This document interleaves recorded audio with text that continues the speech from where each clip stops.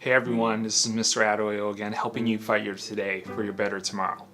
And in this video, we're going to be finishing it up and wrapping up the series on why it makes sense to be a self-taught developer. And we're going to tackle the last two topics of the advantage of becoming or committing to a self-taught developer path from a career and financial perspective. First point is, we'll keep this short, hopefully, is like when you're a professional developer, you're basically a self-taught developer right from the get-go. Granted, I mean, you're gonna have the ability to leverage your coworkers, your boss for help on getting you from like A to B in your developer life at a company. But for the most part, let's say you bump into some sort of problem, or your boss doesn't know the answer to the problem, or even your coworkers don't even know the answer to your problems. You have to rely on yourself to ask the right questions to get to the answer. I mean, this also applies to like other professions, is because we have the internet now, right? We don't have to like ask each other for, I guess, most of life's like trivial question. We can Google it or use Yahoo or some sort of search engine to get us the answers. So what's in demand is basically, from a career perspective, like being a self-taught developer is really advantageous because it shows your employer that you're able to be resourceful, right? That they don't have to babysit you to figure out and solve their problems. So that's the advantage of it. And to recap, like when you start working as a professional, at one point there's going to be a breaking point for how much your knowledge or skills prior to actually getting that job will help you after you move past that breaking point. And after you move past that breaking point, then you reset the cycle and you have to reinvent yourself again. And then as a self-taught developer, you already are very familiar with those cycles, and that'll help you be successful in the future. The next reason why, from a career perspective, it's advantageous to be a self-taught developer.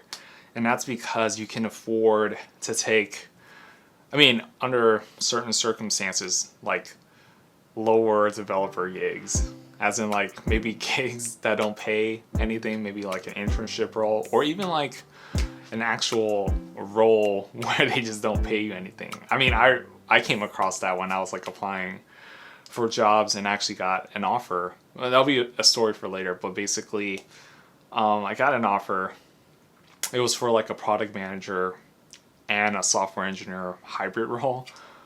And then it didn't pay, but then the experience would have been really great on paper. And then when you're a self-taught developer, and granted, given that you have some sort of emergency fund where you can last like 3 months, 6 months without pay, then that might be an option that you could take. But if you were a coding bootcamp grad or a college grad where you have considerable debt, I mean, that's just not an option anymore, right? So it's not the most sexy way of like saying it, but then when you're a self-taught developer, you do have that flexibility to take on these like lower developer gigs that don't really pay you much.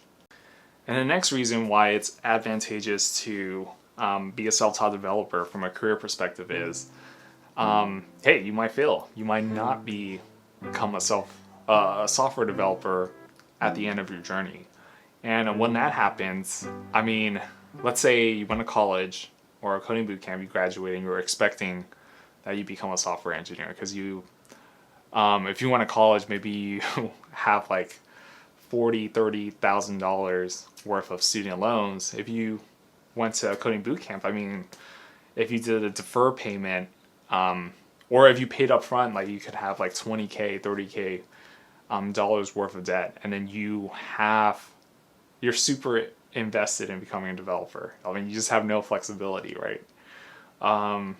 But as a self-taught developer, like you didn't have to do all this upfront, have these upfront expenses to pay for tuition to get you those skills. There, you could actually be more flexible on how you take your career. I mean, I hear stories of like some individuals that take then like 1, even 2 years after they finish a coding boot camp or college to actually find a software engineer role. And that's extremely scary. Like no amount of preparation, no amount of like emergency fund. I mean, you could prep up for that, but it's just not financially worth it, right? Like within that 1 or 2 year, you're gonna have a huge gap on your resume, and that's just not helpful for anybody. So in those circumstances, like it's really, I mean, people who graduated from college, a coding boot camp, they can also pivot to what I'm gonna talk about, which is just getting a different role that leverages your coding skill. But the disadvantage that they have is like they're carrying a lot of like financial debt. Whereas like a self-taught developer, like you probably, if you're smart, you join or you took on this risk, you went in this venture knowing that, hey, I mean, in the end, I might not become a developer, and these other fallback roles, or not, I wouldn't say fallback roles, but alternative career paths that I would be content with if I do not become a developer. Next, we're going to talk about the financial benefits of being a self-taught developer. And the first one is pretty obvious, is you mitigate risk like a boss. Like you don't have to pay upfront tuition for a coding bootcamp, a really good one, and then that usually costs like $20K to $30K. You don't have to go back to college and kind of like invest 1 to 2 years to get like a computer science degree and more debt. When you're a self-taught developer, I mean, you'll spend some sort of money, but you'll spend it much more responsibly, I feel. I mean, compared to like someone who's doing a coding bootcamp or college, because you know the minimal thing that you need to do to get to point B. Whereas college or a coding bootcamp, they tell you that in order for you to get an A to B, you have to go to A, Z, E, F, T, U, and then B. So that just takes a lot longer. And like now in the age where information is really accessible and there's just much more resources online, and you can find value-packed courses like from Udemy or from like independent developers who are also teachers who push out their own courses, and you can take them for a considerably cheaper cost versus like attending college or a coding bootcamp. And typically these courses are much more specialized, and they cut out all the bull crap of like all the fluff out of college or even a coding bootcamp. More of colleges than coding bootcamp. And then there you just soak up direct applicable information and skills that you can use immediately. And that's all I have for this video. So basically we just talked about, I'm going to simplify it and talk about it from two camps, right? Going to an institution where you pay someone to learn the knowledge and skill sets needed to become a software engineer.